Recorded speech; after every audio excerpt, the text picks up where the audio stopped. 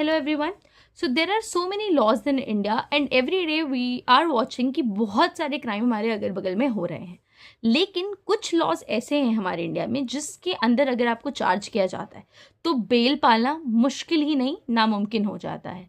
ऐसा ही एक लॉ है POCSO.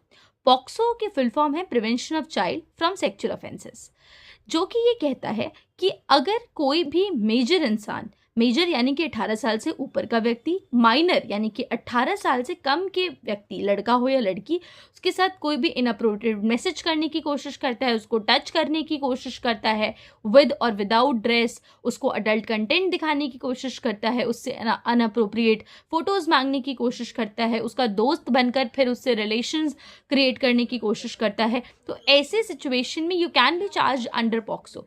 And the most important thing is कि हमारे लॉज के अंदर माइनर को इस तरीके से समझा गया है कि they can not think of what is good and what is bad for them.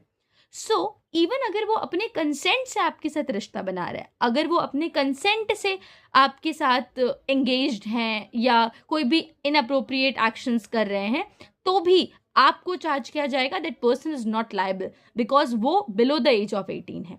So be very careful whenever you're talking to under age person, because maybe आप ये कह दें कि उसका कंसेंट था तब हम लोग बात कर रहे थे, या जो भी एक्शंस हमारे बीच में थे वो विद कंसेंट थे, बट डू रिमेंबर पॉक्सो में माइनर का कंसेंट वैलिड नहीं होता है और आपको सजा दिलवाने के लिए सिर्फ और सिर्फ उस बच्चे की स्टेटमेंट काफ़ी है। बच्चा मतलब कोई भी 18 साल से कम का व्यक्ति।